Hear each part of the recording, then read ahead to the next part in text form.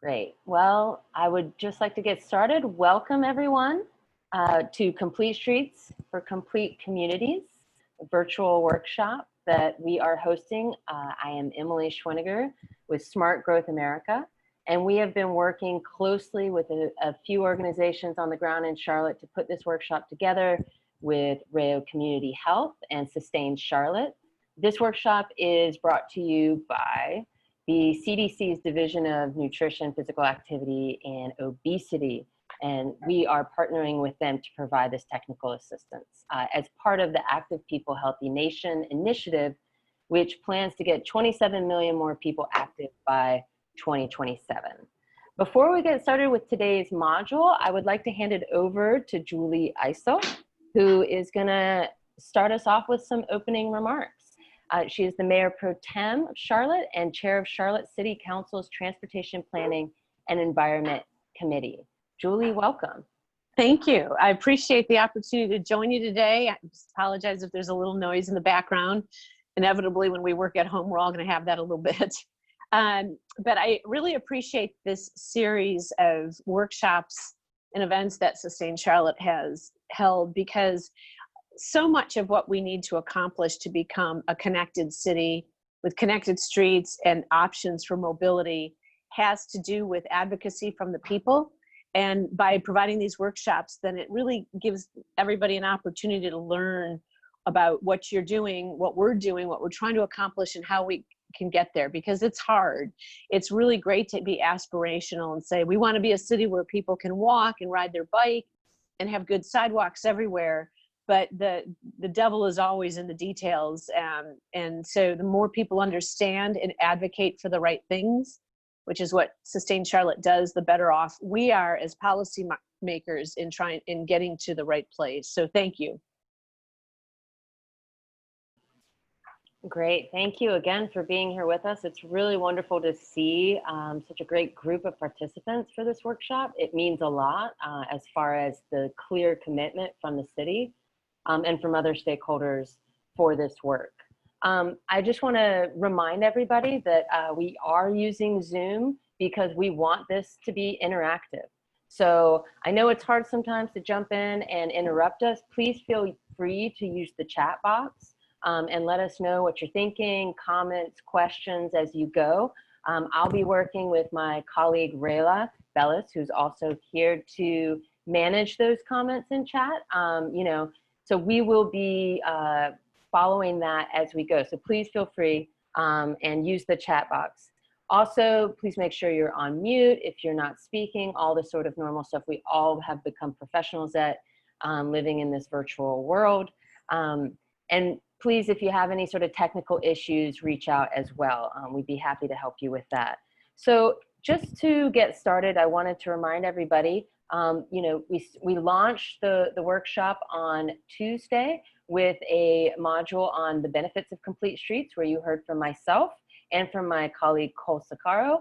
We talked a bit about the overall overarching benefits of complete streets, what complete streets are, and then how to achieve those benefits in an equitable way.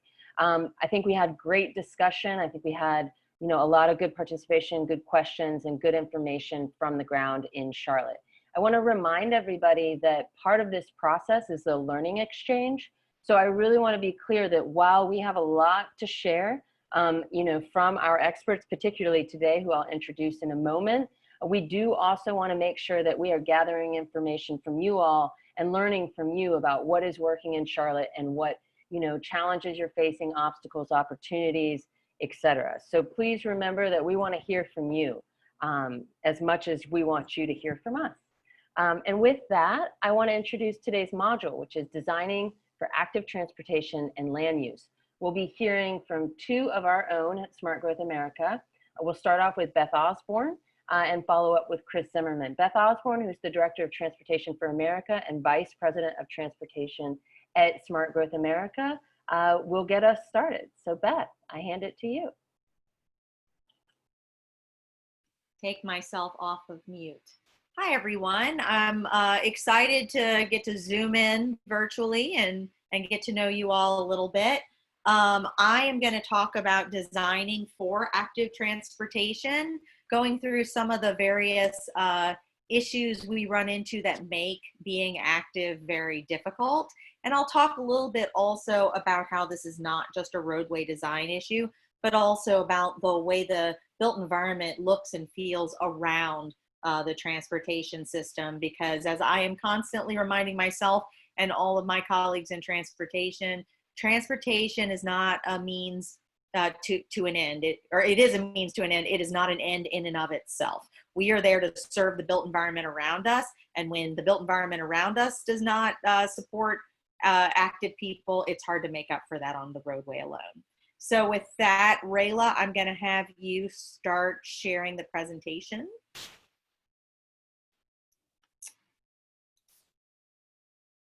Siboney, I think you may need to enable me. Sorry about that. Oh, sorry about that. Give me one moment.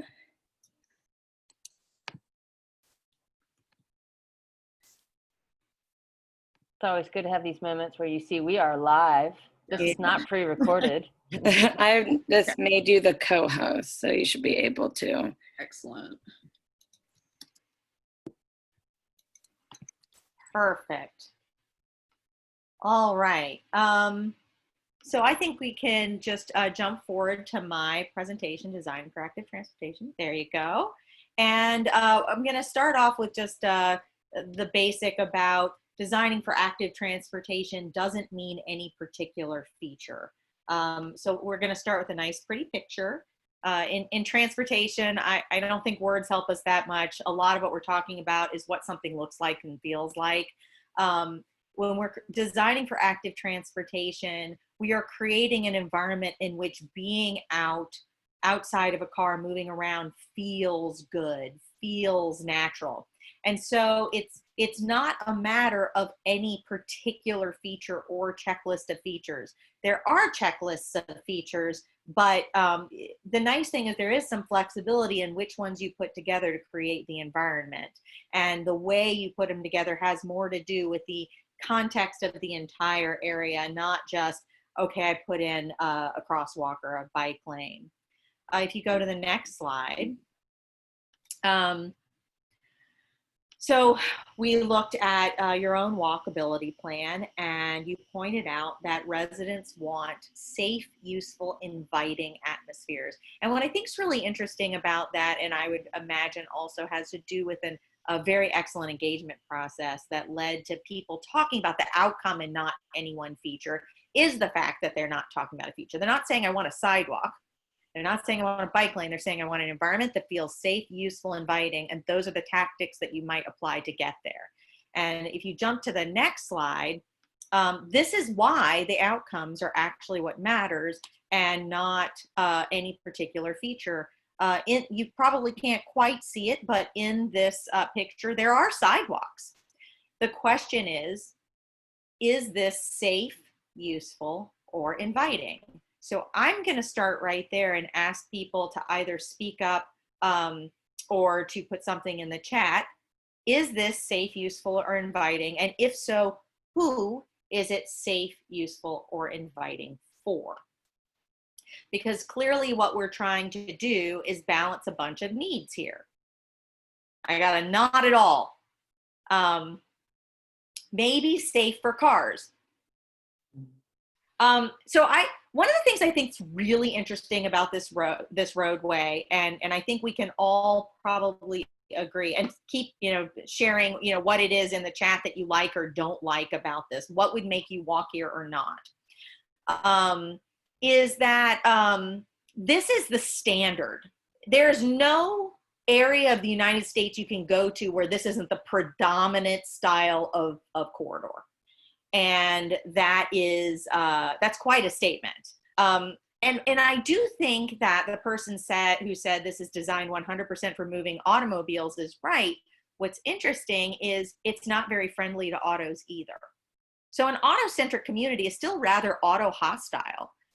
There are, just in this picture on one side of the street, probably 24 curb cuts, which means you are constantly looking at potential points of conflict and danger as a motorist who is probably supposed to be driving at 45 to 55 miles per hour. That's designed for stress hostility, and danger. And that is, it does say 45 right in front.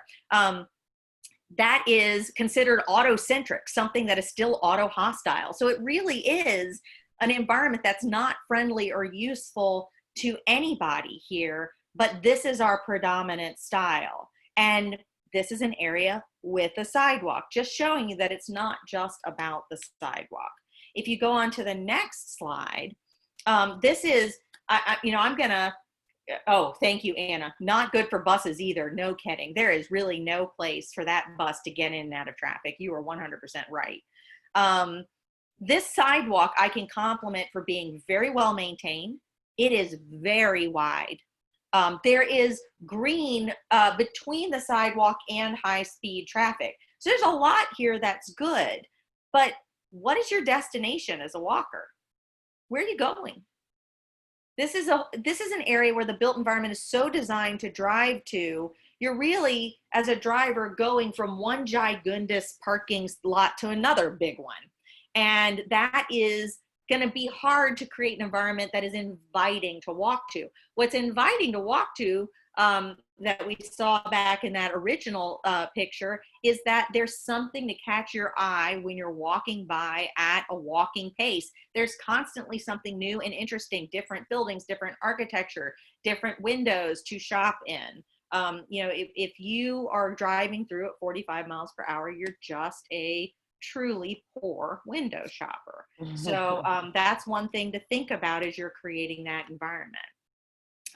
So moving on to the next slide, one of the things to think about, as we're designing these roadways, and even that beautiful sidewalk that we saw in the last slide, is that is designed to allow, they built that nice sidewalk far away from the roadway because the desire is to keep the roadway moving quickly. And speed in and of itself is a danger. It's a danger as a driver. If you think about the way interstates are designed, they're designed so that people going opposite directions have barriers between them so that they can't hit each other.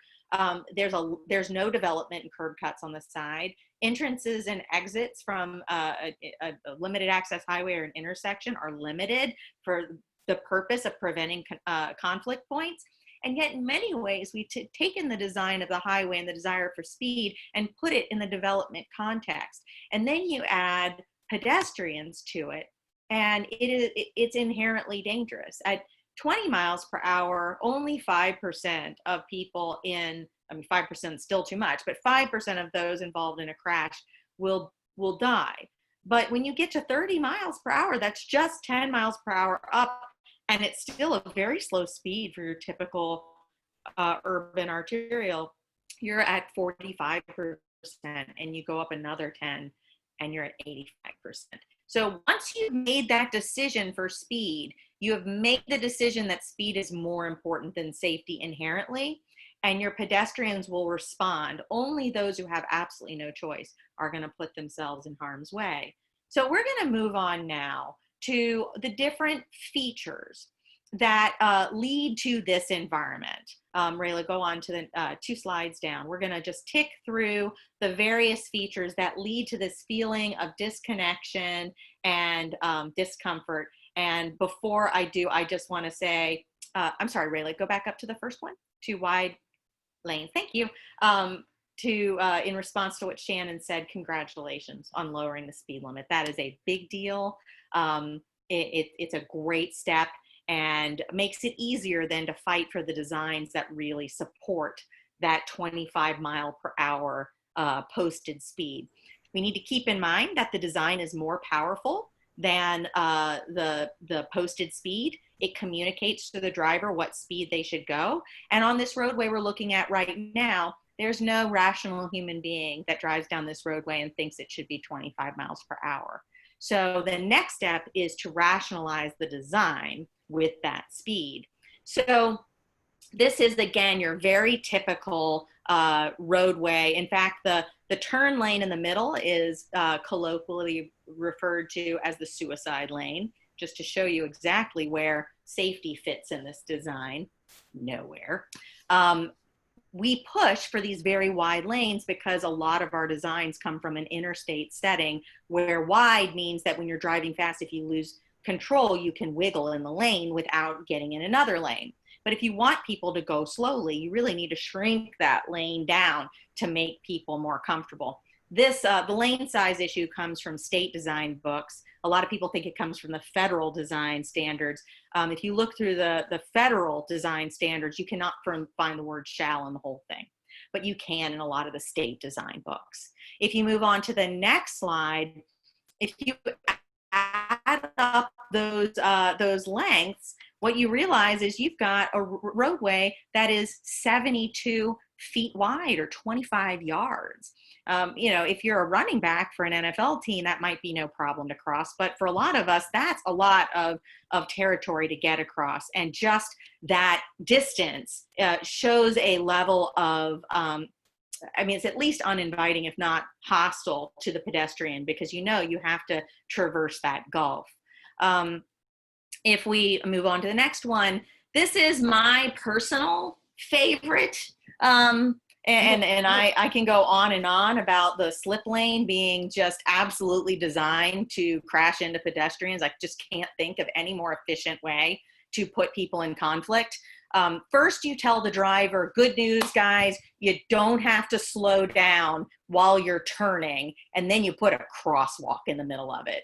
I mean, if I were queen for a day, I would require that those crosswalks be bullseyes, because I mean, we're kidding ourselves if it's anything less. It is very hard as the driver, if you're going 25 miles per hour, 30 miles per hour through a curve, that you're going to be able to notice a pedestrian in time and stop.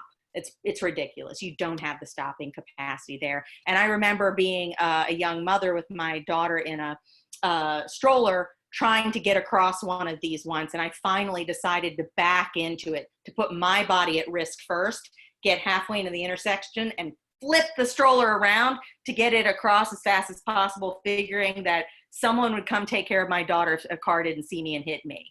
That's the sort of decision making this sort of design puts people in. Moving on through, the next two slides kind of go together. There's the no place to cross, and there's the you know, large blocks on the next slide where there might be a crossing, but it's pretty far down. Now, what's interesting is the large blocks is really the fault of the localities that allow for a roadway design, or not a roadway design, a development design that has very long blocks. Long blocks are based on an autocentric way of thinking, because it doesn't feel that long when you're driving it, but when you're walking it, you want regular blocks. It's also the fault of a state DOT, which fears that if there are more points of intersection or conflict, that it will slow down traffic.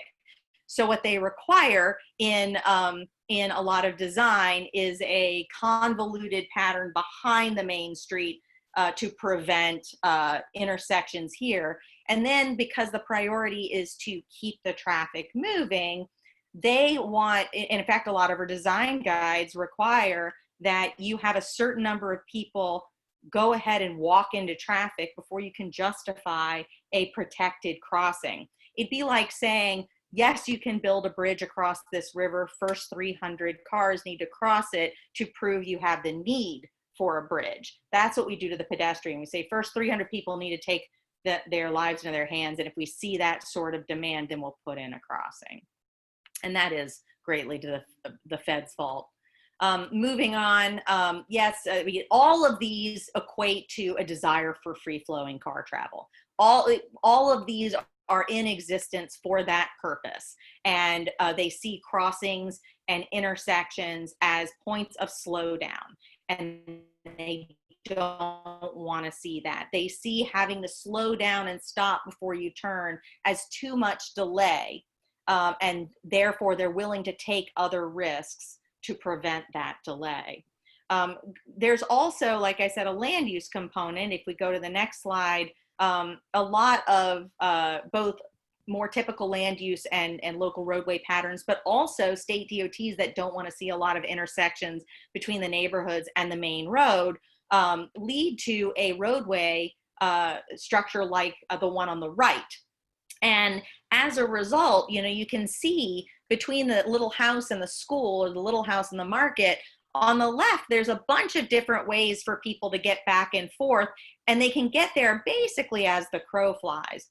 But when you create the disconnected road network, it forces even the pedestrian onto the main road, which is going to be high speed and unfriendly. It also requires them to walk out to the main road, up to the intersection, down a main road, and back to the school. So what used to be a very short, easy trip with a gridded system is now a very long trip that involves putting you on the local road. And it might be just long enough that it just doesn't make sense without bushwhacking to do that as a pedestrian. It also creates in the reverse, well, I was going to say first, so people are going to drive these short distances. And then that puts more pressure even for short trips on that main road, which generates congestion that had no business being there because it was a short trip that would have been done by foot if you had just bothered to connect them. And then when people come back home, they have to take in that car 3 left-hand turns, all of which are going to create massive delays. And again, like if you put 100 of the world's smartest engineers together, they just could not create a system so efficient at creating congestion with so few people. I mean, it's really an extraordinarily inefficient system. And it's all, again, designed to be car friendly, but it ends up being very car hostile and everybody else hostile. Moving on, there's other things that happen with these development patterns that are trying to accommodate cars, but are creating barriers both to the vehicle, the driver, and the non-driver. And that's just constant curb cuts. Again, it's a point of conflict on the road, but as a pedestrian, you're basically always being thrown into the road. If you're looking down the sidewalk, you can kind of make out the shape of a sidewalk, but in reality, it's a very hostile environment that's making it very uncomfortable to walk down. Continuing on, you try to walk down a sidewalk just ends, because what a lot of us want to do, rather than build our own sidewalks to save money, we have developers do it, but maybe not every developer do it, and you end up with these massive gaps. And if you are a person who's mobility challenged, or if you're walking as a mom with a child in a stroller, this is a big problem. I ended up, for when I went out to a less walkable area than mine to visit my sister, getting kind of an all-terrain stroller for these exact situations. But the sidewalk blockages, which is again something that happens because localities don't work with their utilities. If I'm with a stroller in this situation, I'm in traffic. But people will say, well, I built a sidewalk. Moving on, the last thing I will mention is parking minimums that create a huge gulf between where the street is and the front door of where you're going to. This is not only a massive amount of territory to cover, so you might get the point-to-point directions on your Google Maps, but that puts you at the beginning of the parking lot. Then you have another quarter of a mile to walk down to that IKEA. And a parking lot is one gigantic road of cars not looking for pedestrians. So there's no accommodation for the person outside of a car in this environment. And the fact that there's a sidewalk a quarter mile away on the roadway is in no way inviting to the pedestrian. What's interesting is if you just took that IKEA and moved it to the road, you could have every bit as big of a parking lot behind it, and you've created a totally different environment at the front door of the IKEA. I think about it like your junk room in your house. You don't put it in your entryway. You put it in your basement or someplace where people don't have to walk through it to get to your kitchen or your living room. But when it comes to our built environment, we stick it right out in front. So I'd like to have some discussion here about, these roadway design issues. They're pretty normal. So I wanted to talk about, where you see them, who you think, why they persist as they benefit somebody. So who is attached to them, who is benefiting, and who do we need to work with to fix that? And I'd love people to also come off mute and share, not just in the chat, but verbally, what you think.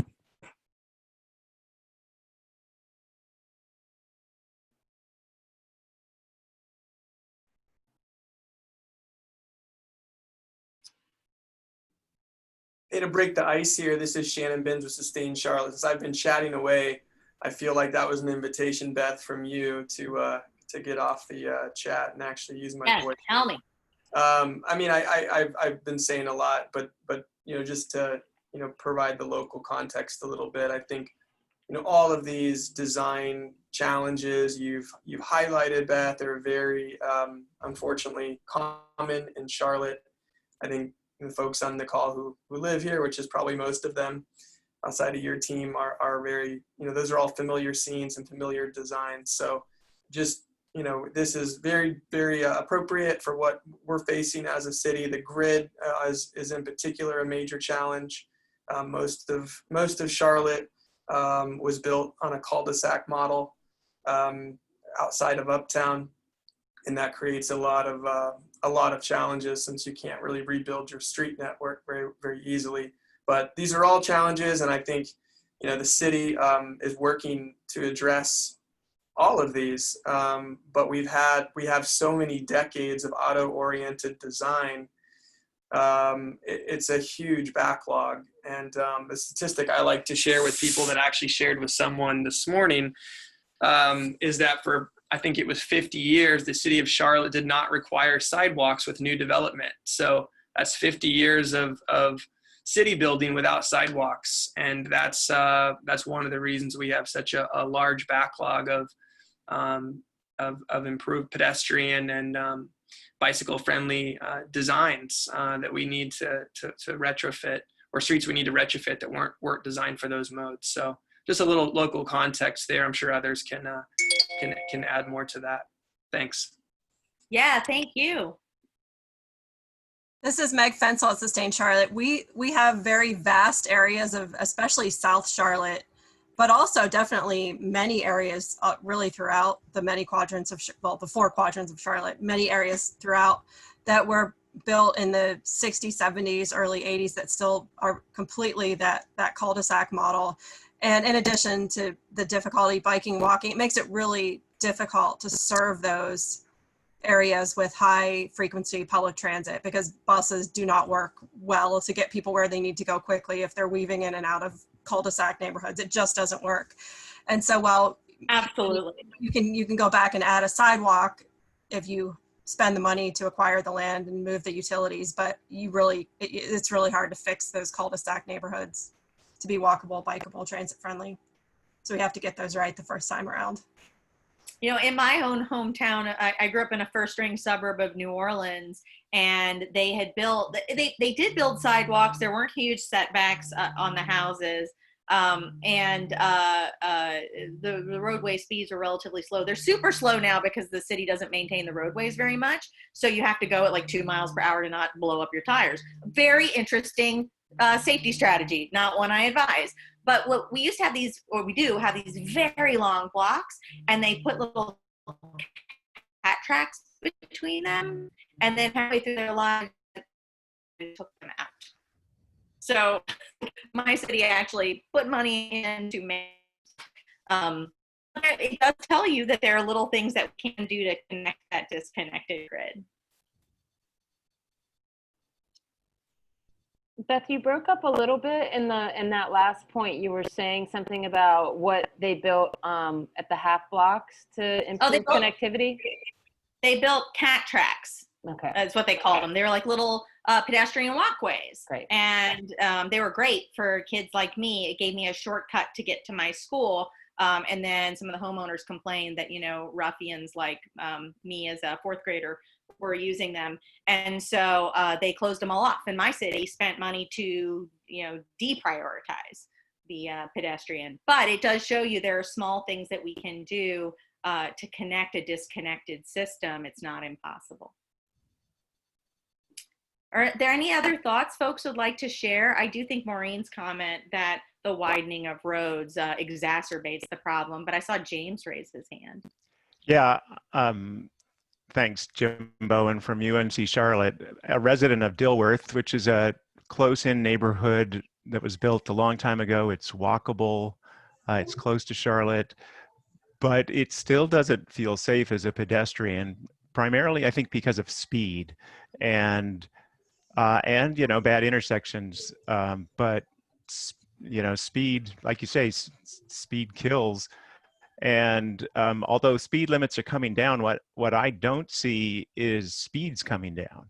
I think people aren't aware that there are lower speed limits, and so people are just doing what they've always done. It doesn't seem to be, there's zero enforcement as far as I can tell. I walk regularly along East Boulevard, which has a lowered 30-mile-per-hour speed limit, and I'd say the average speed is over 40. And I've never ever seen a policeman along that road pulling anyone over. So I think, lower speeds is a great thing. I'm a cyclist. I would love to see lower speed limits, but I'd also like even more to see lower speeds. Yeah, I think you're right. I recently took a trip from Washington, D.C. Down to Southern Virginia. I was 20 miles away from the North Carolina border, south of Roanoke. And on that drive, it was 5 hours down state highways, not interstate for most of it. And the speed limit changed over and over. It was anywhere from 35 to 60 miles per hour. The roadway design did not change at all.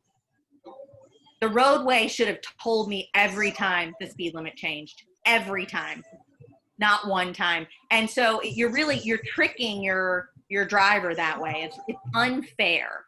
The design should make it easy to behave the way they should behave, not like a gotcha moment. And so I think the lowering the speed limits is very important, but the next thing is the design has to follow that speed limit.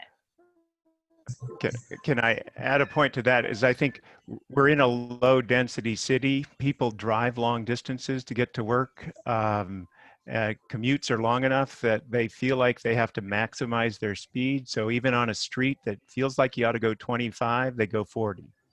Unless somebody stops them from doing that, unless the culture is a speed abiding culture. I ride my bike and walk up and down Dilworth Road with a 25-mile-an-hour speed limit, and again, it's got a problem because it's pretty wide, so people feel like it's safer to go fast. But again, people go as fast as they can get away with in Charlotte. People drive Absolutely. as fast as they can get away with in Charlotte. I mean, we all do, right? If it's comfortable to drive that fast and you don't think it's going to be enforced, everyone goes faster. And the way you make it uncomfortable to misbehave is you tighten up the lane and you tighten up the feel. And people naturally they feel scared to go faster.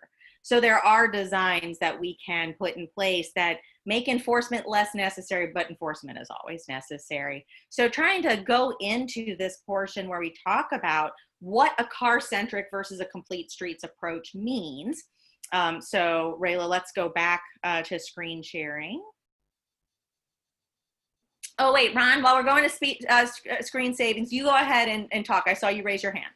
Yeah, I'd like to go to Boston, the home of streetcar suburbs, and ask you what you think of Commonwealth Avenue, which is predominantly a commercial street with multiple transportation options, and Beacon Street, which is predominantly a residential street. Now I'm talking about going out to the Brookline area. Do you see them as examples of good design to emulate? So I won't pretend I'm a Boston expert. I've definitely been on Beacon and on Commonwealth. And there are a lot of things that are good. I do feel like in some places on Commonwealth, it's still, it can get a little wide, but there are a number of places where you're stopping already for lights and things like that. And where the crossings are relatively obvious and clear to the driver so that they're not having to guess where they're gonna find pedestrians. So there's a lot that's really good about that. And I do think that in areas where it's actually the opposite of what a lot of transportation safety is built up around. The more you're sharing space, the more naturally people share space well, because they slow down to look for all of the things going on around them rather than assuming it's straight and it's clear and it's mine, which just encourages that higher speed. So finding those environments where you're mixing up a lot of the modes and you do see the buses and you do see the bikes, it does tend to naturally tell people, oh, this is an area I have to look out for a lot of things, and it kind of slows that speed. So Boston does have a lot of really good examples. I will say, however, Boston's old, and old cities have got the jump on everybody else because they developed so much of them before the automobile. We actually had to go in and mess that up. They have great bones for this. It's harder for those areas that grew later. They really do. And I mean, those two streets I cited have streetcar, or have the Green Line operating in the middle of them, which adds to the need, you know, for crossings and slows things down. Yes. To me, they're great potential examples. Do you have some slides that are going to show here for everybody's benefit, good design? We're gonna talk about some very basic things that lead to some of those good designs. And the good news is I showed you the bad design, but really the good is the inverse in a lot of cases. So if a wide lane is a problem, shrink that lane, that's better. If a wide road is a problem, shrink the road, and that's better. Even just trees on the side of the road can make it feel a little more closed in, and that makes people drive slower.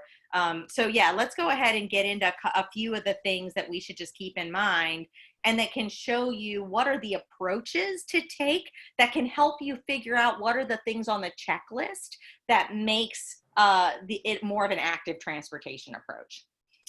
So if you're looking at traditional planning approaches versus the complete streets approach, a traditional approach prioritizes the free flow movement of cars. That is in all those design elements we talked about earlier. You're looking at moving cars as quickly as possible with as few inhibiting points as possible.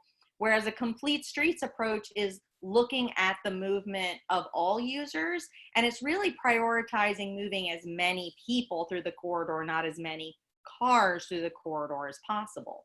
A traditional approach is forgiving of bad driving behavior. It uses its design to forgive the mistakes. So the reason the roadways are wide is because if you're driving fast and you lose control, you're going to move back and forth, and we want to give you space. So we design for that. We design to prevent the outcome of anticipated and fully expected bad behavior. We also have a system in our setting of speed limits. When we do a speed study on a roadway, if 15% of those on the roadway are breaking the speed limit, we up the speed limit. Fixed. So we actually indulge bad behavior. The National Association of City Transportation Officials just put out a great guidance document on switching that paradigm and moving away from what's known as the 85th percentile rule in setting speed limits to setting a rule based on safe behavior. It came out today. It's fantastic. I highly recommend people go check it out. And a complete street makes the behavior you want just easy to do, natural to do. So if you're on a roadway that has a median, which where I come from, we call a neutral ground, and then two 10-foot lanes, and then there's parking next to it and a sidewalk, and there are buildings right there, you feel hugged by the built environment. You don't want to go fast. It feels wrong. It feels scary because you feel hemmed in. So that design makes people want to go a slower speed limit, rather than if you say you've got all the space in the world and you got a big empty road, people are going to take it up and they're going to go fast. A traditional approach designs for high speeds and assumes that vehicles will be attracted and there will be many of them. A complete streets approach designs for slower and safer speeds and assumes that we will attract people both in and out of a car. And the traditional approach encourages driving because not driving would, in those environments makes you a little bit crazy. Versus a complete streets environment that creates that comfort in walking and biking. Moving on to the next slide, when you prioritize the free flow of cars, we use something called level of service, and we give you the road an A through an F rating. And this is stolen from TRB, Transportation Research Board.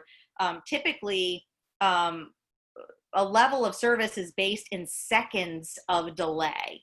So if you are at an intersection and you have a delay of a minute, that's going to get you a level of service E. And if it's a minute and a half, that's level of service F. So we're talking about seconds, not even minutes, and it gets a failing grade. And so if you compare that to the way we look at, if we look at pedestrian movement, it's totally different. Pedestrians are fully expected to wait. They're not only expected to wait, they're expected to go out of the way.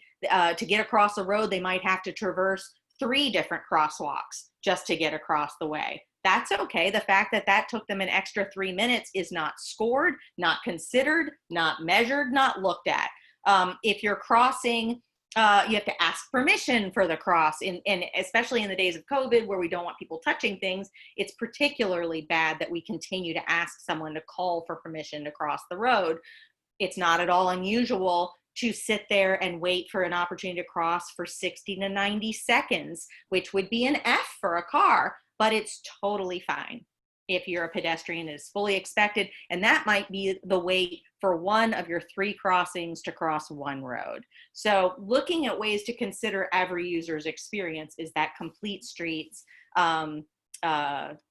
approach, and definitely not making a pedestrian. We don't make a driver call for a green light. We should not ask a pedestrian to wait for a crossing.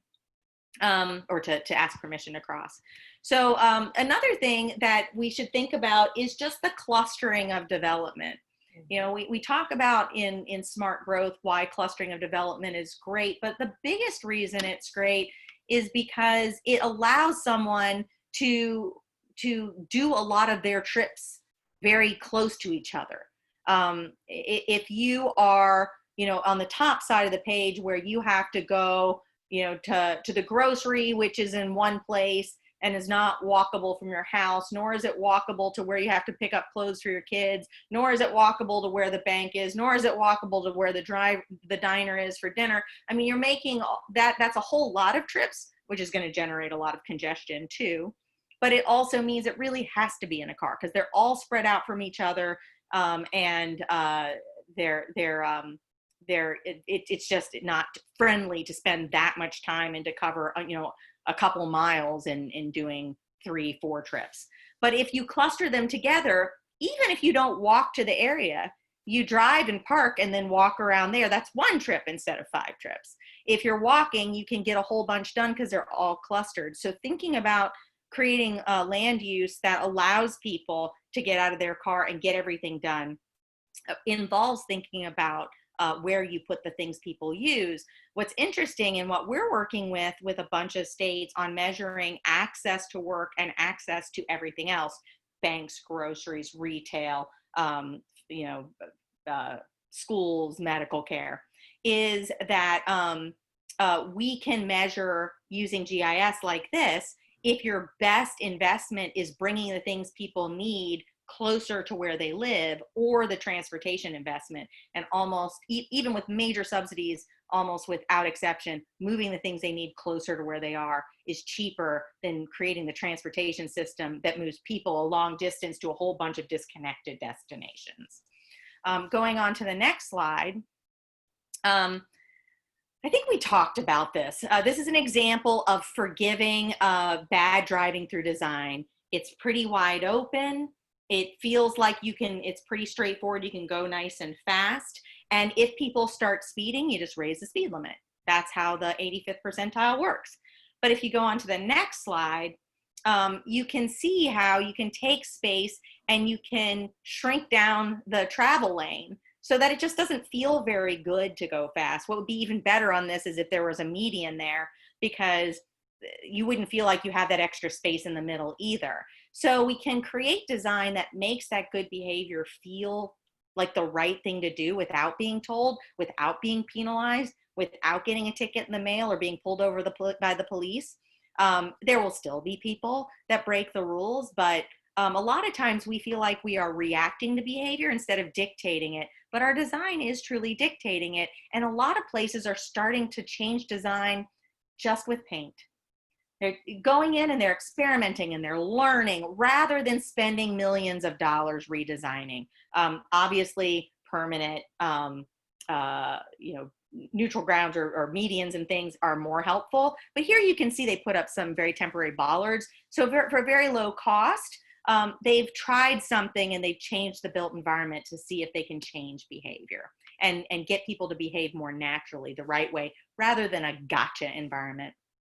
Another thing you can do here is, instead of looking at a community and saying, well, there's no one who crosses here, you can say, do we want people to be able to cross? Maybe there's a bus stop on one side of the roadway and an apartment complex on the other. We want people to be able to make that trip without putting their lives in danger. So rather waiting until they demonstrate the need, saying we are going to create the environment so that what an anticipated need is filled, is a better approach. Going to the next slide, you can see that this has development on both sides of the road, just like the one before it. And again, mostly with paint, but also with some planters, they're able to designate space for people and tell bicyclists and pedestrians, you're welcome here, but also tell the driver, hey, here is where you will see people outside of a car, so you know where to look and you know how to keep from having any sort of conflict. And then moving on, I just want to remind folks, it's not just about connecting or making space for bike and pedestrian, it's about making those connections straight to transit. There's so many examples across the country of a transit stop just kind of being off in the middle of nowhere, and transit will be blamed for the lack of ridership. But you can see these little landing pads kind of out in the middle of nowhere, and I for the life of me don't know how someone gets to that. We have to think about, if transit's there, that roadway needs to be designed to create those connections, and we kind of euphemistically call them first and last mile connections, but in reality there has to be some path to go safely someplace from a bus stop. And there probably needs to be some question about, in going back to Boston, the transit agency has done a look at every one of their bus stops and has declared well over 100 of them to be fundamentally unsafe. And now they're redesigning them to make sure that they invite people to that bus stop, as opposed to just kind of stick it there and hope people understand. And then one last example of kind of a best practice, moving on to the interaction between transportation and land use, but also particularly transit and the built environment, that first and last mile. A lot of times you see access, I called it medical center access because it's the example I see the most of the options for transit are to come along the road and then ask often people who are ill or maybe mobility impaired to traverse the parking lot to get to the front door in order to get service. Another alternative, going on to the next one, is for the bus to come into the parking lot and bring those people to the front door, which is definitely safer for the mobility impaired or elderly patients. But then the bus can get stuck trying to get back into traffic in particularly highly traversed areas. Some folks, moving on to the next slide, have put real energy into making that parking lot more comfortable to traverse by creating a nice path there. But what is often lost as one of the options is kind of a change in physical space. And I'm going to ask the group if you can think of a different option that has not been laid on the table.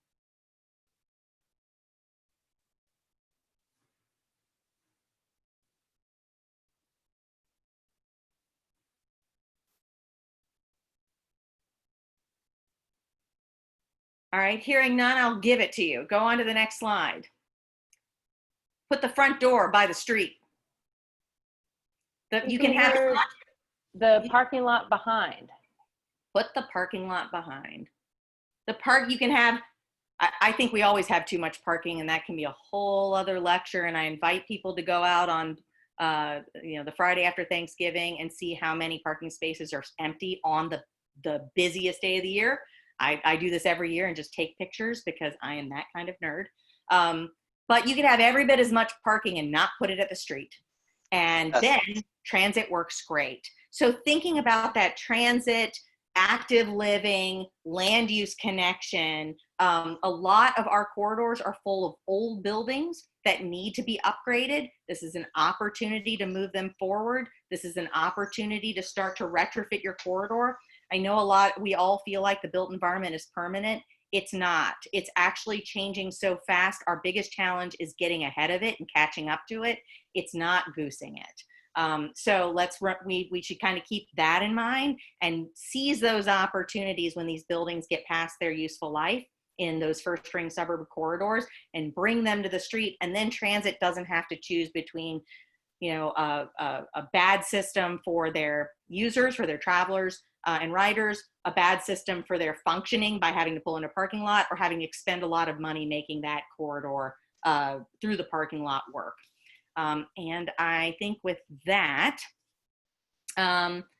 we have one more discussion question before I turn things over to Chris. But really, this is an opportunity to raise anything that you saw in this presentation about these approaches, and particularly the things that you feel stand in your way of addressing them. I know one person said that long commutes lead people to have a strong desire to go quickly. That is definitely something to be concerned about. It might be one way to find ways to reduce the length of commutes rather than to constantly seek to make a naturally inconvenient commute slightly less convenient by putting people in danger. But again, that's a land use solution, not a transportation solution. What do other people think about barriers? There were some comments in the box, Beth, also around that same issue around commute and whether, transit was as effective as it could be to bring people in from the suburbs into the city core as being one of the obstacles for improving that commute time.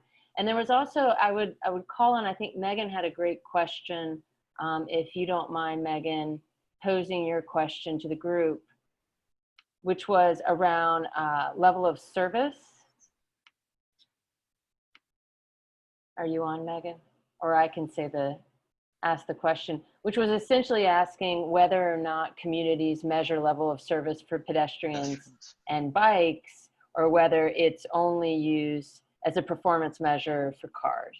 It is only used as a performance measures for cars, and it is used by local departments of public works, by state DOTs, and by development and land use offices.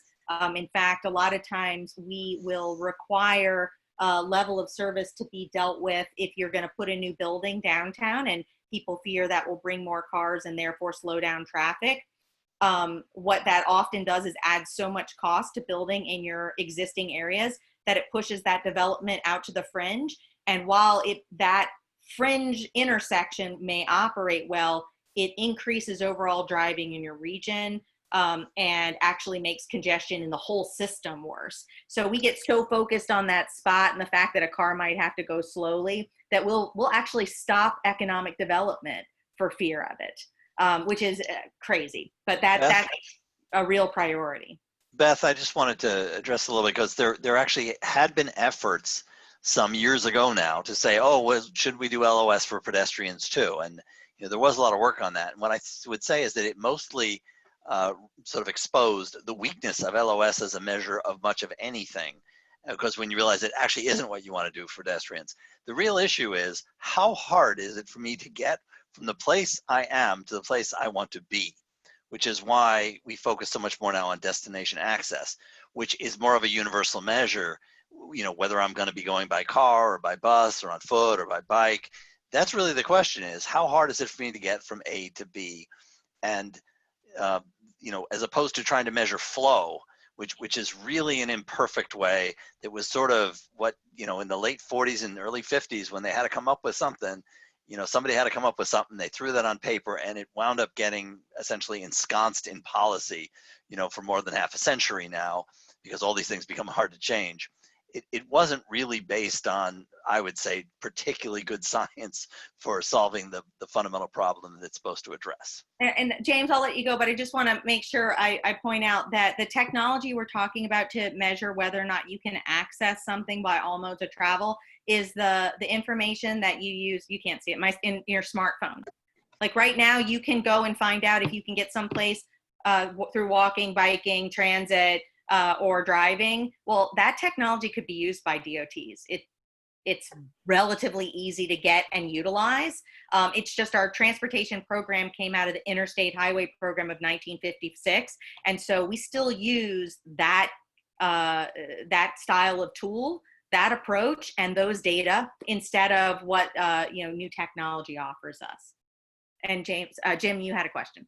Yeah, I'm no transportation engineer, but I can Google, and I do see bicycle level of service out there, people calculating it in different places around the US and elsewhere.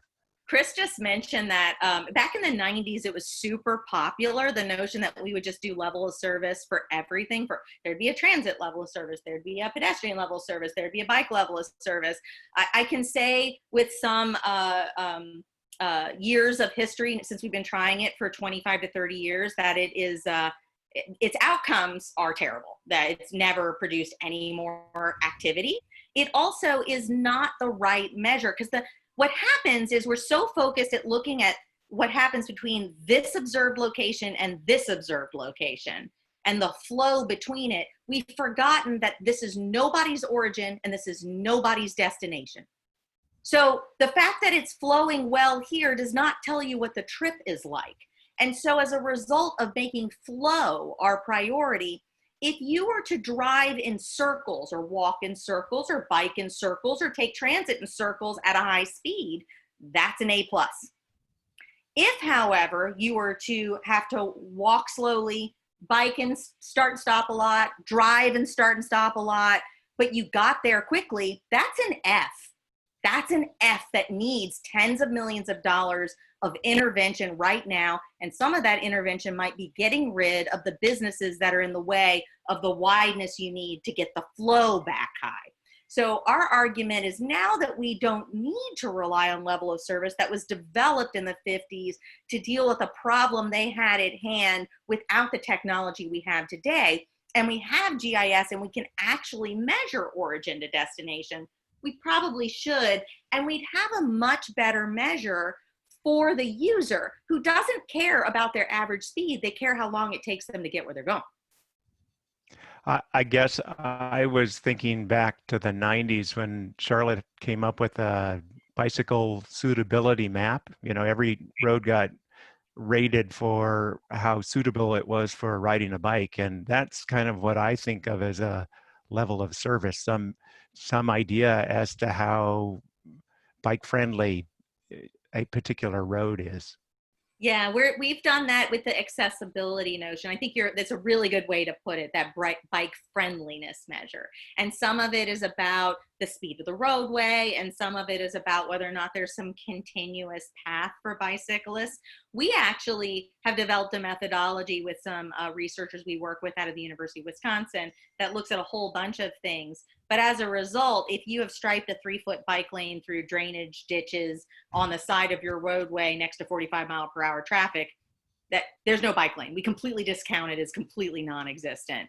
But if it's slow-moving traffic and it doesn't have a separated bike lane, that can still be very bikeable. And there's a bunch of other things we feed into it. So I think that notion of that bicycle map that shows suitability or friendliness, that is a much better way to look at it than flow or level of service. So I have a comment here on the built environment aspect that you touched on, which was rather nicely explained. Even the changing scenario towards transit and, a rapid progress, in understanding bike lanes and walkability in Charlotte. We have areas like Park Road and Pineville Matthews, areas which have a rapidly changing land use. And the built environment somehow is, getting, sanctions for having things like public storage, which really doesn't need to be anywhere near midtown or urban core. And these are areas that the built environment is not a safe place for pedestrians to walk through. And these are still coming up. So, even as we are talking and progressing fast, having these safety aspects in and around schools, in and around, core areas where safety is compromised on is a worry. Then the hospital, Pineville Hospital too, when you're talking about that, the hospital, the way parking can be handled in hospitals, and, the chance of probably moving the building line.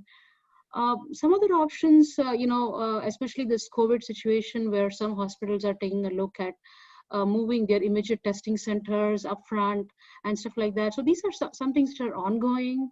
So a donut kind of parking where, some parking can be envisaged between the entrance and testing and the main hospital. So, it's kind of in between, so you're kind of already in a transition safe spot where you can be wheeled into the hospital if you come by a bus, and then go and park in between, like a courtyard parking, if that's easier to understand.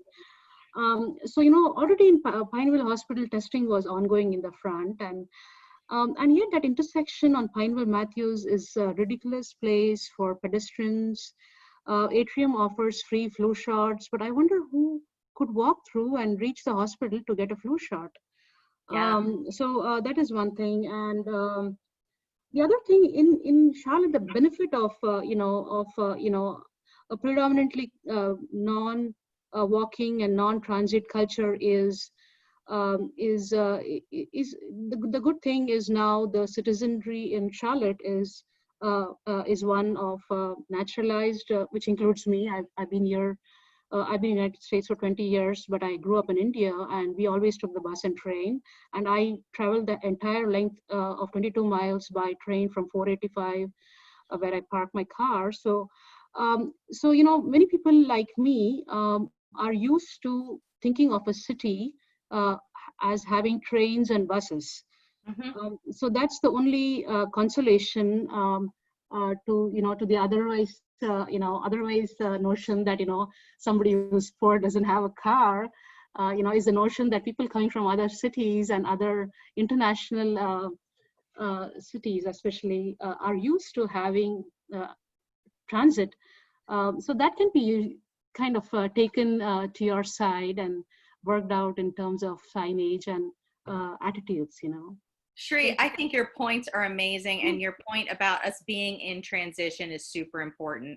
Everyone's willing to try something new when things get shaken up, and we should take advantage of that. Let's a lot of the old rules don't make any sense right now, and a lot of folks, including medical centers, are willing to try new things, and that is a great opportunity. I also think a lot of people are willing to try new things. I know as a young person in Baton Rouge, Louisiana, I couldn't reach a job without a car, but I couldn't afford a car without a job. And really quite, and I did not grow up poor. I did fine. My family was financially fine. And it was quite a statement when I basically was told by the US economy that my labor and my talents were unwelcome if I couldn't pay an entrance fee through the purchase of a car. It's so wasteful. It's so inefficient. So I think, especially people like me who came out of college with a lot of debt, which is true of most college grads today, they just can't afford an area where you have to have your own car. So there's a lot of change afoot, and we can take advantage of that.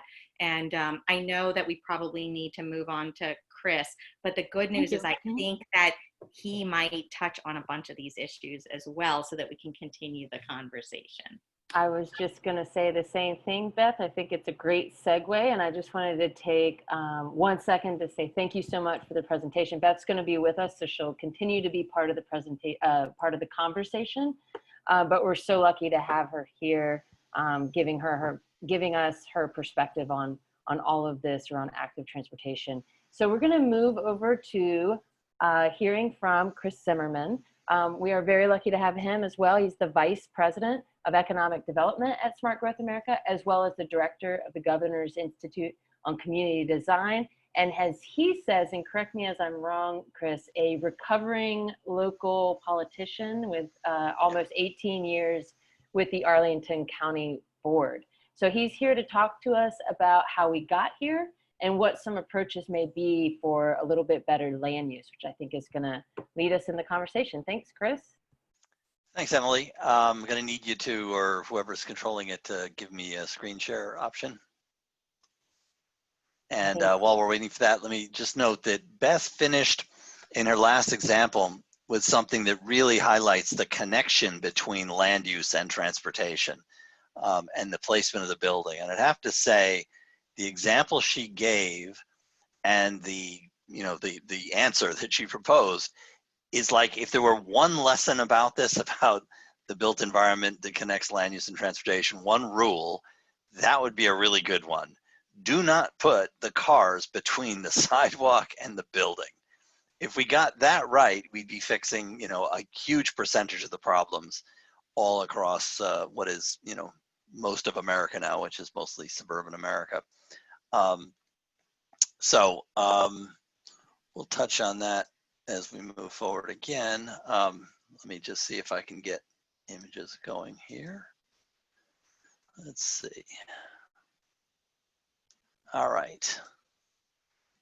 Anybody can see that? And let me say that, some of what I want to do with the first part of this, I'm going to talk about the land use side and a lot about kind of where we wound up, which maybe things, people know, it may not be something you don't know, but I think it's important. There's a certain kind of recency bias that we have. We've come to talk about things as traditional if we've been doing them for, 12 minutes or something. Certainly if we've been doing them 10 or 15 years, then we start talking about them as traditional. But most of what we're talking about really is not traditional. It's really very recent. Most of the stuff we've created that we're talking about that doesn't work, we didn't do for, we've had 10,000 years of making cities in this world as human beings. And we only started doing this stuff really, really recently. But of course, it's now just beyond the lifespan of any of us. So, it's all our experience of this has become normal. But it's important to remember that it isn't, that the built environment as we have it, does reflect many centuries of experience, but a disproportionate amount of it was constructed since the middle of the 20th century when, we got really, really productive. So what we have is, a recent thought among human beings to change all the rules, do things differently, and that versus what were millennia of experience based on who human beings are physically. So just to kind of, review that a little bit, we've spent literally thousands of years building cities all over the world with certain commonalities. They tended to have some kind of grid of streets. They were compact because people had to be able to walk to get where they were going, because that was basically the only transportation that 99% of them had. Public spaces were designed in them to be accessible to everybody. There was an urban-rural boundary in many millennia. Of course, it was walls that were necessary to protect a city. This image, of course, is an extreme example of that, going back to excavations in Mesopotamia. But there are a lot of other examples. Ancient Greece, this is the plan of the port of Athens. This is one in Roman England, actually. Or if we want to get to ancient United States of America, and look at some places like Williamsburg, Virginia, for instance, we see the same basic ideas. Major roads are identified. There are spaces for public buildings. The setback from the buildings where the buildings were is not much. It's it's in case of Williamsburg, 6 feet. It's compact development. It's mixed use. You can get around, and we did that all over the place. And if we can look at Charlotte in the way the original part of the city grew up, and it's like most of the others as well. This was the basic way to build places, whether we were talking about big city or small town. Again, this mixed use, compact buildings tend to have different numbers of stories. In pre-elevator days, you weren't going to get all that high. In ancient Rome, they had 5- and 6-story tenements. We might have had lots of towns with 3 and 4 stories, but they varied, and so you made good, efficient use of land. and you had different building types on blocks on essentially a street grid. And that worked fine, and we built all across the United States from one ocean to the other, more or less on this model, up through the 19th century. Now, of course, some things happened with cities, which is that we got the Industrial Revolution, which brought all kinds of new economic possibilities and lots of benefits, but it also brought all kinds of costs. In particular, we made cities places that could be quite smelly and noisy and inhospitable in many ways, and we wound up with issues of the difficulty of public health problems, because we couldn't deal with the growth in population that happened so rapidly in the 19th century in many of our cities. And so cities became crowded and smelly, filthy, and unhealthy. And by 1880, infectious disease was a large part of the cause of death. And that led to a whole bunch of notions of reform, including the notion that cities were bad places and we should try to get people out of them. Part of the result of that, though, was to try to regulate the way we allowed people to build, and in particular, a new concept that came up in the most populous and dense city of the country, really New York City. Other places were doing things too, but most people trace the modern zoning code to the 1916 plan in New York, which was the first one that really was focused on this idea of separating uses. And again, it was the idea of not having industrial things right next to where people were living, not having tenements over fuel, which in the horse economy that you still had in the early 20th century was hay, basically. And so you had fire traps, and it was intended to, to make those places safer. And then it got really, really popular. Now, part of the problem, of course, was that with localities all trying to do some kind of regulation or another, you had localities doing things that might not be able to be upheld legally. They had to have state authorization. And so there was kind of a push for, how can we do something uniform here? And that's what kind of brought the federal government into it, which is something that's often forgotten, because these regulations are almost entirely administered locally under some state authorization. And there's usually tension between states and locals about how much states should get involved in them, as we see even in issues today. But we don't generally think of the federal government as doing that, because it doesn't directly regulate it. However, the move to zoning in this country was heavily influenced by the federal government, which is part of the reason that zoning laws, while they're under individual state laws, are remarkably similar everywhere in the country, which is part of the reason why the suburbs look remarkably similar. The individual downtown cities may be really different. Charlotte has its character, New Orleans has a different one, and so on. But you go out to the, to the areas outside the old city, and one part of America looks mighty like another. And that's part of the reason, because we had, a federal government promoting a model approach, which was immediately taken up by many states across the country. And by the end of the World War II, late 40s, early 50s, most American communities had adopted something like this.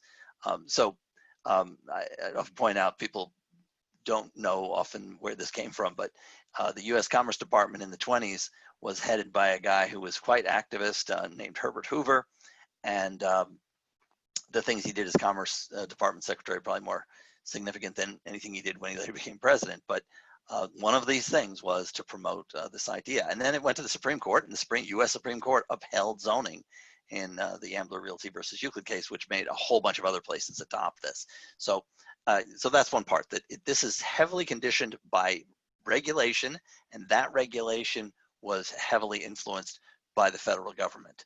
And so all across America, we wound up with this new approach to planning, where you separated the uses, industry in one place, commerce in another, where people lived in another, where they would go to school or to their town hall in another place. And all of this connected by an arterial road that essentially is accessible by car, because the promulgation of this, mostly post World War II, came as we turned heavily to the car as the organizing principle of our lives.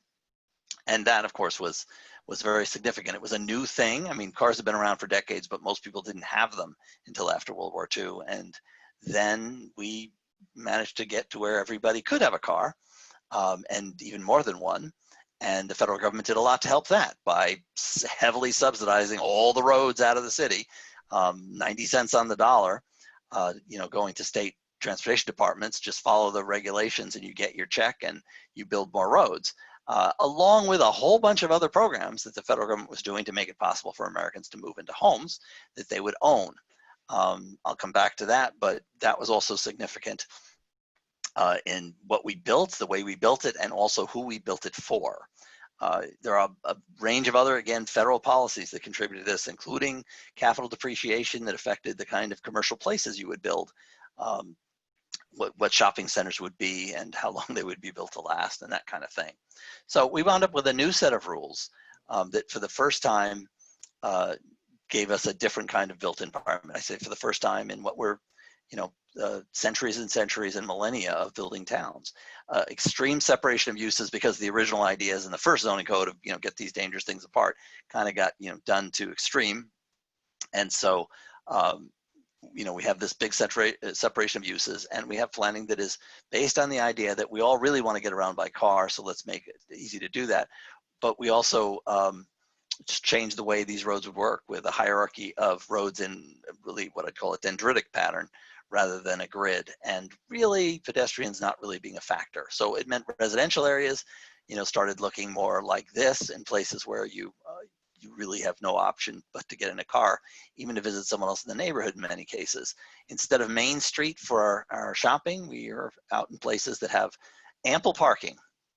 And for business, instead of being on Main Street, we have a business park with ample parking. Folks may recognize this one from North Carolina, one of the best examples of this 20th century creation, an American Research Triangle. Lots of parking. You probably have to get in your car even if you want to go to another building or walk a long way a parking lot. But that, that became the prime location in the late 20th century. And so, instead of having streets where you were designing for people to use them in every way they might and be close to each other and all, we wound up with increasingly building communities in a way that reflected the only way you really expect to get in and out, as this suburban Ohio shows. You'll have to take my word that behind all those garages, there actually are dwellings for the owner of the car, but there is. So, we changed the built environment pretty radically in a matter of a few decades. And this came to be normal for us. And, we adjusted every aspect of our lives to fit the new built environment that we had created. And so in many ways, if you look at Charlotte, and a number of people mentioned this, I showed the original grid of Charlotte in the center. But like almost every city around the country, you'll see this pattern surrounded by all the stuff that we've grown in this tremendous period of growth and development, which is this, more cul-de-sac-y. As farther out you go, the more dendritic it gets, the more, cul-de-saced and dependent upon long arterial roads that are not hospitable to anyone who wants to walk. Now, a key part of this and the effects of what we did concerns race, which it's really hard to get away from, that the land use and the growth in this period both, had impacts on, racially disparate impacts, but those weren't all accidental either. As it happens, this tremendous period of growth of suburban America, happened and began at a period of officially sanctioned segregation, and that colored the whole way the system was put together and had a huge impact on the nature of our society that's with us today. So many of the land use regulations in place were very explicit in the fact they were enforcing segregation. And restrictive covenants, of course, were part of a lot of private arrangements, as well as, often in public places, and that was in every part of the country. Levittown, New York is often, pointed to as the beginning of the suburban, this American dream of everybody owning their own home. And, if there's some truth to that. But what's often not talked about is the fact that right from the beginning, there were racially restricted covenants on future sales. And so this was, a part of the way we developed in this period. And of course, big part of the significance of this is that move toward home ownership was a major factor in building wealth in the middle class. and it cut off people who weren't white, and so has had a big impact on the wealth that families today have all across the country. So, and then, again, to bring what what we were doing at the national level, we had this policy to promote, housing, but, right from the beginning, it had these features in it. So in the 1930s, in the New Deal, we had, the federal home program backing mortgages, but specifying which kind of neighborhoods they would do that, and sort of the beginning of redlining, which, for decades was a factor. The creation of Fannie Mae gave a lot of loans for Americans to buy homes, but only 2% of that went to non-white Americans. The GI Bill made a lot of things possible, but picked up all the discriminatory practices of the laws written in the 30s and so on and so forth.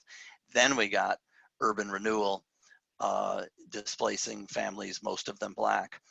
And that's before we get to the highway bill, in the 1950s, which of course furthers displacement and also erects, walls and barriers in various places. So important to remember that has been part and parcel of it, and that is the context for a lot of what we deal with today when we're looking at planning and transportation. So that's kind of a good place to pause and ask folks about, since you're there, what you would say about Charlotte's historical pattern of growth and the policies, and how it makes how it impacts today, what you see in the way of the streets and what you can do about them. So let me pause there and let it open. Chris, do you mind putting us in gallery view, or will that be disruptive to your presentation? I don't know that I control that. I have gallery view on for me, but I think, doesn't everybody do that, or do I have to just stop sharing so you can do that? Stop sharing. Okay, then I will do that. Thank you. Thank you for the clarification.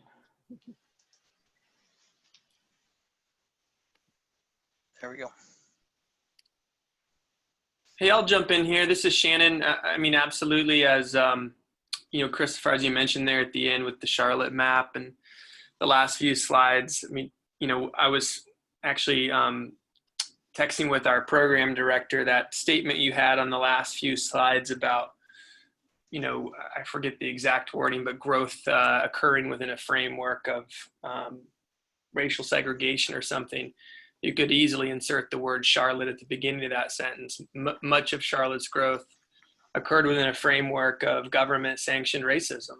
And I think that's something that very few people know and understand. And I think that awareness is growing, but very few people understand that. So that's something we're working hard to educate more people on, as are many other local organizations. But it's such an important and unfortunate and unfair part of our history, but that is a legacy that we're dealing with, and it obviously has a lot of impacts and continues to have impacts on transportation as well, given that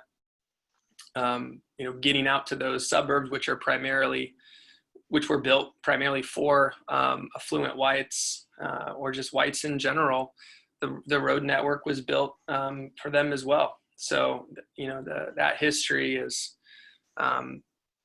continuing to impact people of color in our city in many ways.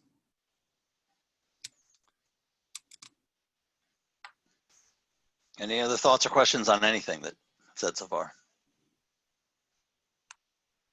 I'm curious. Go ahead, Beth.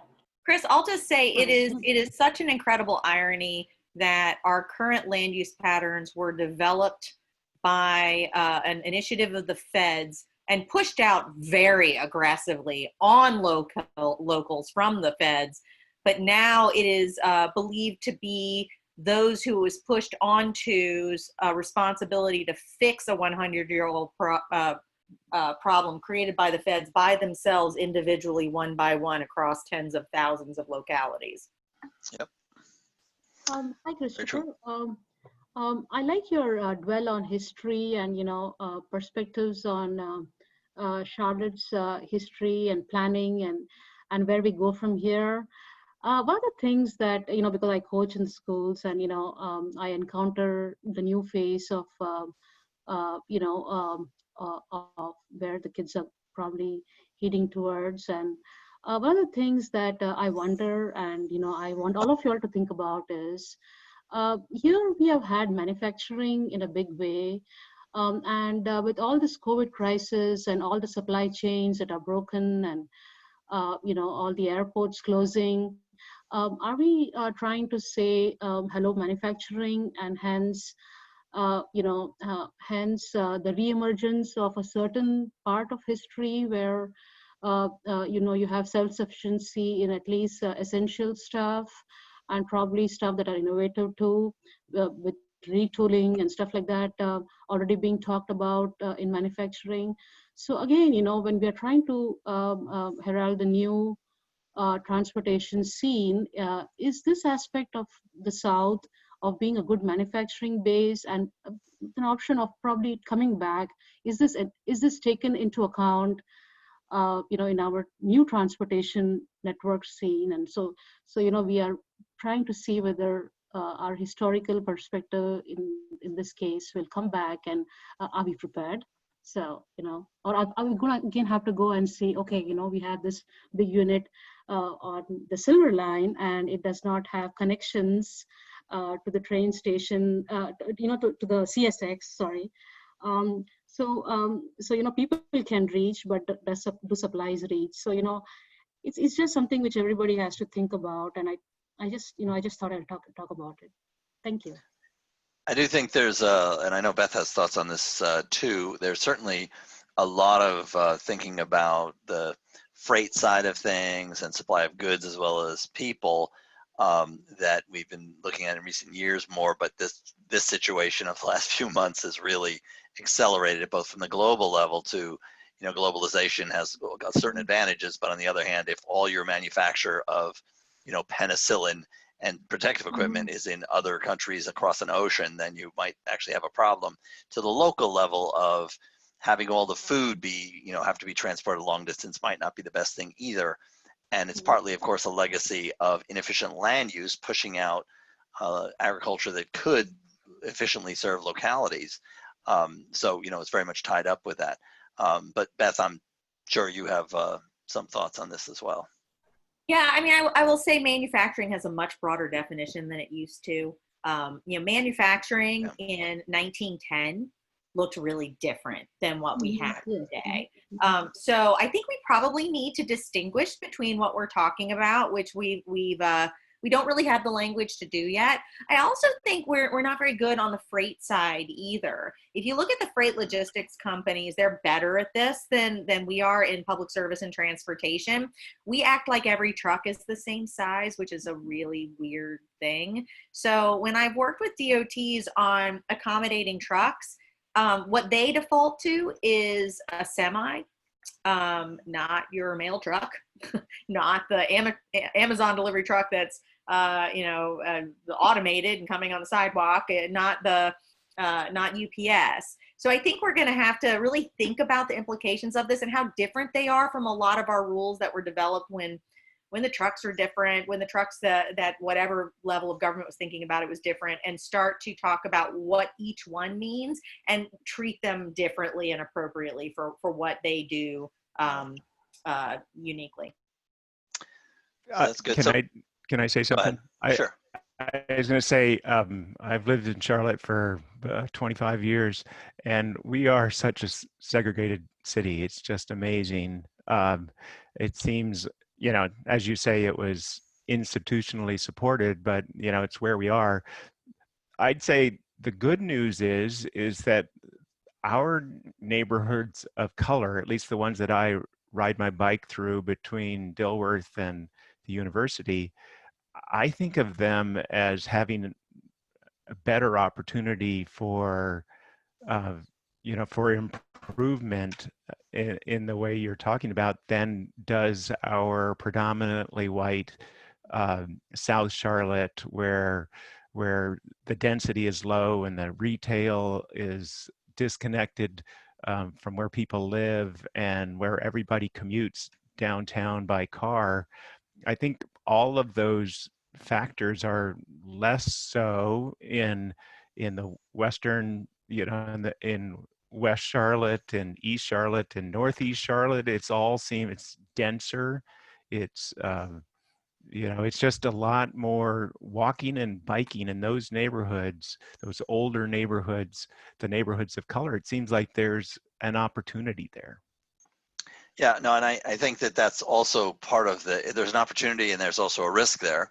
This is, part of the issue we deal with now, because the places that were abandoned because we didn't want them, 50 years ago, now are desirable.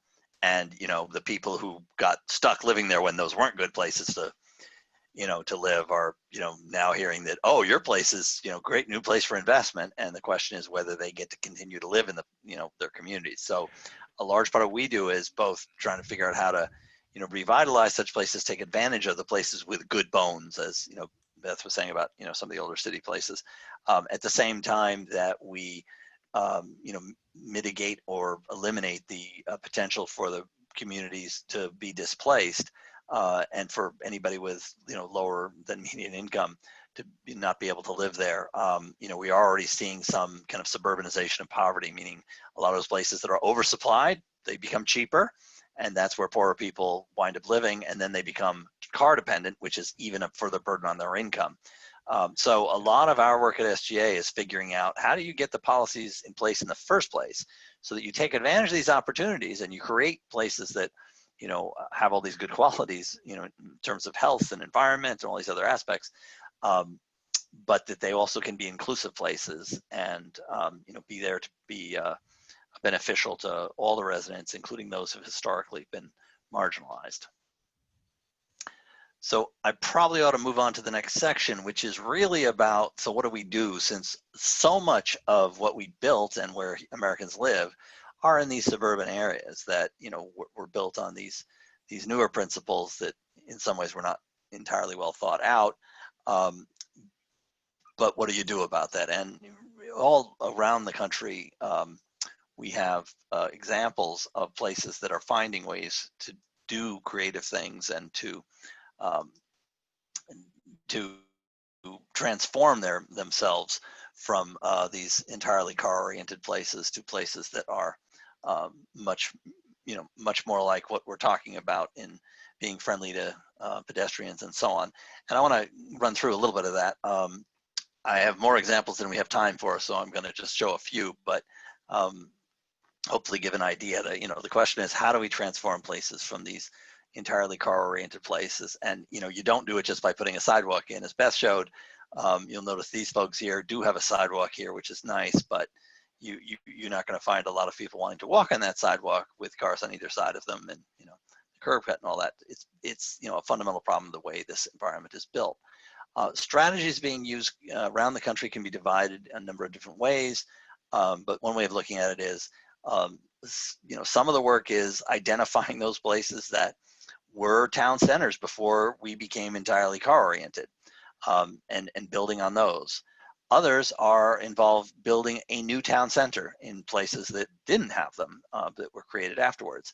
And then there are assets, if we're actually putting in things like light rail, or we have old heavy rail stations, they can be anchors for new walkable communities. And autofocused arterials can be transformed through some of the ways that Beth suggested, and places are doing that. So I just want to touch on a few things. Again, I can't show you all these examples in the time we have, but to give you some idea, and one in particular I want to show because this is the one I know best. This is in my community of Arlington, and this is work that we did a lot of when I was in office here. And just so you know, I'm broadcasting you, is that what we're doing? Webcasting from right about here in the diagram. So so this is the closest to my home. But if you looked at this, this is 20 years ago, but you recognize this street because you've got it everywhere. It's everywhere in America. And we had one of those, like all the others. But people wanted it to be a different kind of place. It had strip shopping centers with parking lots in front of them, and all that. And to make I will make a long story very short here, but we had a big public engagement process and developed a form-based code as part of the way to try to transform this place and to make what had been, strip shopping centers into things that serve the community. And that's both on the front side in the sense of we wanted to have the places we would go to shop and all this that would be easier for us to access, but also the way they relate to the neighborhoods they're in. I remember at one time, my wife saying that good news was she had 5 things to go to do, and the good news was she could get them all on the Pike, this 3.5-mile road. The bad news was she had to get in and out of her car 5 times to do it, because from each place to the next one, no matter where they were, you had to get in and out of your car. So, that's what we were like most of America. And through this, we started transforming it. It's now a decade. This project actually got going right in the middle of the recession, and this is the same place you just saw a second ago. The owners actually believed in it enough, they financed it themselves, even in the depths of the recession, and created this new place that has a new grocery store. People can live above the grocery store. There's a public square where they show movies in the summertime when there isn't a pandemic, and where it's generally a nice gathering place with a fountain for kids and so on. Another aspect of this, I said, this is also about how these places relate to the communities, because in most places, the front side of that is the nasty street we've been showing, with all those cars and lots of curb cuts and, all of that. But the back sides of them tend not to be very friendly either. If you're lucky, they're a barrier like this. If you're not lucky, then you're really looking directly at dumpsters and loading docks and things like that. And across the street from this, where this picture is taken, is single family homes. And that's the way this was, until 10 years ago. And with the new development, that changed. And so, you can design in better transitions and ease for people to access this. And over time, that changes the look. This was when we were working on this in 2002, this was a grocery store that to some degree, well, at least it was pulled up the street, but of course this is all parking lot over here, and this was blank wall. I always have to say that this was freshly painted, I think, because we were about to do the charrette on this. Normally this would have had graffiti all over it. I would also point out that although we see a few people here, in fact, they're not really there. Those are Photoshop pedestrians that were done for our work session, because really nobody really walked there in those days. But afterwards, we got people can live here. There are, stores and restaurants here. And now we have actual real pedestrians, people who can walk on the street. So there's a few other examples, and like I said, I don't have time to touch on all of them, but it is happening all around the country. This is one out in Texas. A lot of it involves the kind of things Beth's talking about, where you have to look at the pedestrian zone. But those are sort of corridor examples. I mentioned town centers, and again, a lot of examples of these, but I'll just touch on a couple of them. This one is in Northern Virginia, and it's a place that is really out in the middle of car-oriented suburban development that, among other car-oriented uses, included it was originally a drive-in theater, actually. Once upon a time, I worked in drive-in theaters, and I worked for this company. And then they became a multiplex cinema, which basically meant a big box in the middle of a parking lot. So highways all around, parking lot all around, and the box in the middle. And that got transformed in just recent years into a place that's a mixed-use community. So if you look on the left here, you see this is the way it looked. This was the movie theater, and this, you can see all this parking lot, and there was some sort of industrial uses here too, and it's just a lot of parking lot and big nasty roads. Then the transformation, so this is just a few years ago now, led to the creation of connection of streets. There are townhouses, there's apartments, there's public spaces in the middle, and some of this even has been filled out since this picture was done. And then here's one in Ohio, near Columbus, a town called Dublin. Basically a successful suburb that has had lots and lots of corporate headquarters in the traditional office park environment. And they realized that the market was moving away from that, and it was going to be hard to retain what was the key part of their tax base. So they started planning to create a new town center, and create a place that has some density and some attractive features. This is a rendering of the bridge, which actually just opened. It's completed now, and it opened in March.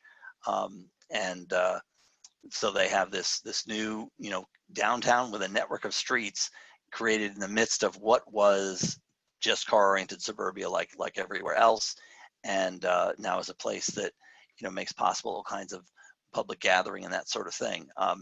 So, as I said, there are examples, and the reason is because the economy is demanding this. As any number of studies, including this one, which we released about a year ago, shows walkable urban places at different levels, not just in big East Coast cities, but in smaller communities and cities of different sizes. This is what the market is demanding.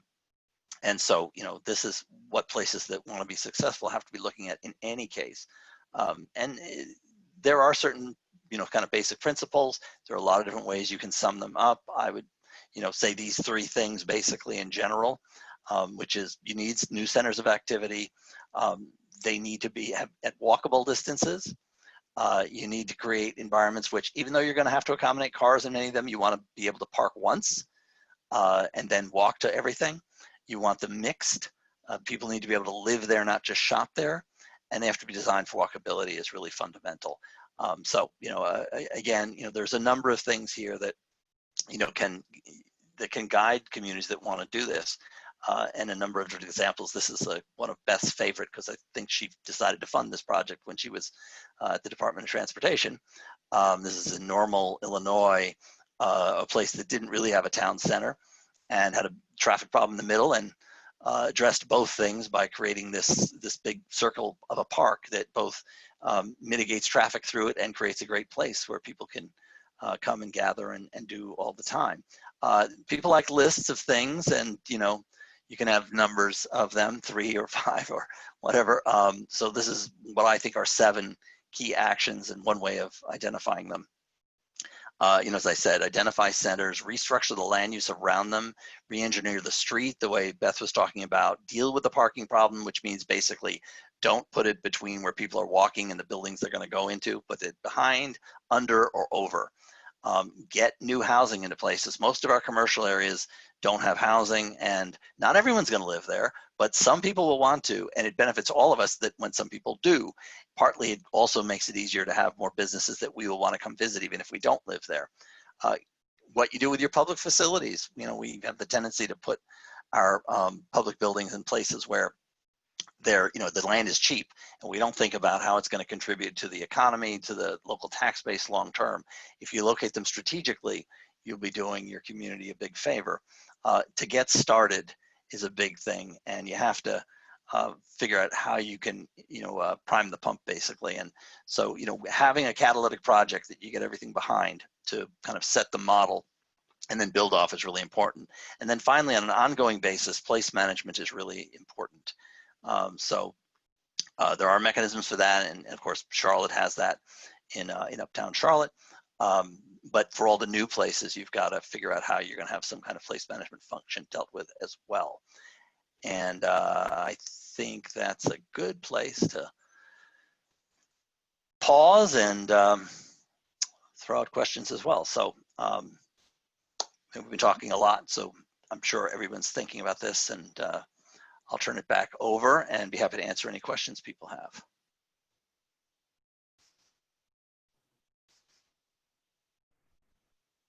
There was some great conversation happening in the chat, so I would encourage anyone to jump in now, and let's have a conversation together.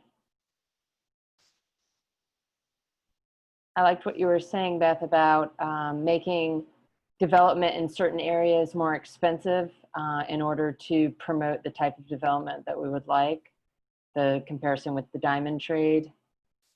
Yeah, I mean, there's no reason walkable transit served places have to be rare, except for 100 years ago, we changed our land use code that made them illegal to build. So the only ones that really exist are the ones we snuck in before the buzzer, and now it's what everybody wants. And it's our land use codes make it really, really hard to do. I remember when we were working with some folks trying to do equitable transit-oriented development in Kansas City, having a developer come in and talking about wanting to build homes for affordable housing for veterans right on top of what used to be a brownfield and on a transit station. And it took 16 exemptions from their local rules to do that. So we make doing what we think is good policy and what the market's demanding really hard.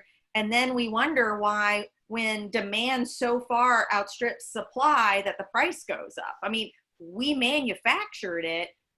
We should probably kind of get out of the way of the market and let it give people what they want, which also happens to have all these other positive outcomes like safety and a better environment and more equitable access to opportunity. And there was a question about Tiger. I think if you can let the group know what the Tiger program is. I think Beth knows about that. Yeah. So Thanks, I helped to pass it when I was on Capitol Hill, and then ran the first 5 rounds when I was at USDOT. Tiger, it was called that because it stands for Transportation Investment Generating Economic Recovery. It came out of the Recovery Act in 2009. It kept that name because I'm an LSU grad and I liked it. And I will never forgive them for changing the name to Build. But it is the most flexible form of transportation dollars at the federal level there is. It's a competitive grant program that's generally funded about $1 billion a year. Any government agency can apply for it, and any surface transportation mode is eligible. It's one of the most flexible pots of funding, and it is so popular. It generally gets 1,000, 600 to 1,000 applications around, and they fund someplace between 30 and 50.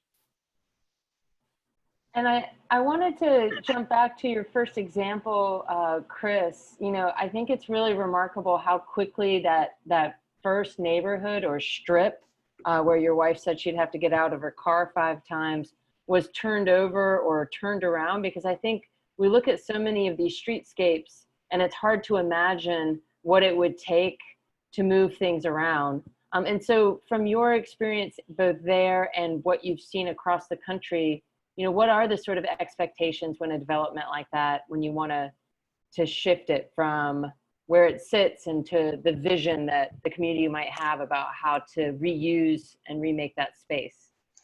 I will say that when I, go up and down the road here, where I still live, to me, it's remarkable seeing all the things that have happened and things that are underway, and the fact that they're building pretty steadily according to this plan. I will say it didn't feel that way for a long time, right? Actually getting started is hard. Mm-hmm. And so the first 7 or 8 years, was kind of a struggle. But once things take off, they can take off. Now, part of the problem is you can get in your own way, and we had to get out of our own way. And then we had this worldwide recession, right? We've been able to ride the next wave out of this. So one thing you have to keep in mind is that you can get lucky or not lucky on the cycle, because we now know what part of the cycle we're in right now. I'm going to be in for a little while. It's a real good time to get plans in place, because there will be a recovery, and then things happen very fast for a while, which is and you want to have things in place to move that. So I think that's part of it, is getting the plan in place is really significant, and getting buy-in from the community so everybody sees it, or at least there's a large consensus that this is a good thing for all of us. And that's really important, because it's got to last a while. It's got to last until people like me are no longer in office, and that happens only if the community is invested in it. And then this thing about making something happen. When you look at the options to get started, there's going to be obstacles that you didn't think about. You're gonna either see it doesn't work and not know why, or if you're paying close attention, you will identify that there are things we didn't think of when we came up with this good plan. And what you've got to do is realize you don't just put the plan in place and walk away and think you sprinkle a little water and something's going to grow. You've got to really be invested in it enough to be paying close attention to what happens when somebody says, okay, I think I'd like to do something according to your plan. And if you get that kind of close attention and participation by all the local authorities to bring everything they can to bear to make this happen, then you can get something started, and other things will start to occur naturally. But often what happens is we get a nice new plan for something everybody would like, but we're still giving, tax breaks to people to build over on the highway and the way they were always building things before. And if you want to make this work, you have to get everything aligned to what your goals are. Do not help people build the stuff you don't want where you don't want it.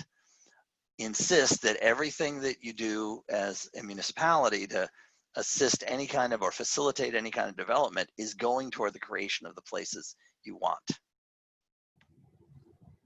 And I want to thank you again. I thought it was an important point about getting the buy-in from the community, which was a big part of the conversation that we had on the first day around engaging the community early in the process and making sure that you have laid that groundwork so that regardless of any one person's political career or, you know, recession, depression, that those sorts of visions can be carried through if they're built into sort of a long-term plan, sort of a systems view of what the community is looking for.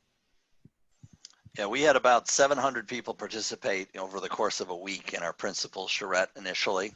And then afterwards, when we were moving toward something that would be legislated in the months that followed, we had regular sit downs around a table in the community with myself, another board member, the county manager, to work it out. We have a question here, very specific. James, you wanted to know if we can talk about NCDOT's plan for Highway 74. Can you tell us a little bit about that? We have just a couple more minutes and then we'll have to wrap up. Yeah, only a little because I don't know that much, but in the years that I've lived here, what used to be a retail corridor along the southeast side of town has sort of transitioned into more and more of a highway. And now my understanding is that they're planning on spending upwards of $1 billion to make it, a limited access highway with essentially the retail gone and the neighborhoods disconnected. That's perhaps a simplification, but I wonder. It seems like a complete disconnect with what we're talking about here, and I wonder what the opinions are from people who know in Charlotte as to what they think is going on. Well, and just to add on to that, I think it really ties into what Chris just described, which was that if you don't have a sort of uniform approach to the type of development or reworking of programs, projects, et cetera, then this may be an example of what can happen when you might miss the mark sometimes if you don't use a uniform approach to what you're looking to build and achieve. Does anybody want to add anything about the? I will just say that you have to understand the way departments of transportation are trained to look at economics. The economics that they look at are solely the saving of time by speeding up cars. So if you speed up travel through that corridor, then it means that each driver saves a minute or two, which adds up to theoretical large dollar amounts. Now, how do you spend those dollars? You don't. No one's going to invent something new in the minute or two they save in that day. And they're willing to sacrifice all of that retail in order to save that small amount of time, as if the time savings will accrue to something greater than the damage lost in losing that retail. But that is how transportation folks think. And I think it's really important to quantify the damage to that retail. I will say that in trying to speed up that traffic, we have failed miserably. I've referred to our congestion con report in the comments, and Charlotte is actually cited because we looked at the 100 largest cities across the country, and we looked at their population growth since 1993, how much they've expanded highways, and how much congestion has grown. Charlotte has grown population-wise by 116%, which is gobsmacking. They have increased their highway capacity by 226%. So you all have far outstripped your population growth, and your congestion has increased by 326%. So I would say if your goal is more congestion, a lot more interstate miles is a very effective way based on your past performance to get you there. Right, and the way I see it is that it's a sprawl subsidy. to build these highways, and it's supported by a development community that likes to build homes out in the suburbs where that land is cheap. And so they can, and people like not seeing their neighbors, you know, a lot of them do, not clearly. So, you know, I think we've got a system set up that encourages sprawl, and I just wish I knew, you know, how to turn it around. Well, I think that's part of the conversation we're having now, is hopefully being able to get the right people in the room to strategize how to turn it around. I don't want to cut anyone off, but we are running right up against time. And I just want to take a moment to thank Beth and Chris once again for their time here with us, their expertise. I want to remind everyone that we will be sharing at the end of this 4-session learning exchange virtual workshop. We will be sharing a resource folder. In that resource folder, we will have PDFs of the presentations. We'll be able to share the links to the recordings of these sessions. And additionally, we will share links to resources such as the Congestion Con, which Beth mentioned earlier. So just know that we're going to compile all of those resources and make sure that they're available to you. And we're looking forward to next week's session, when we're going to talk about partnerships and implementation. We will have Christopher Coase with us, and we're going to be talking and looking at more how to work towards equitable development. So I think that that is really going to be building on some of the conversations that we have started this week, looking forward to it. And I just want to thank everybody again for being here with us today. Everybody be well, be safe, and we look forward to seeing you all next week. Thank you so much. Everyone take care.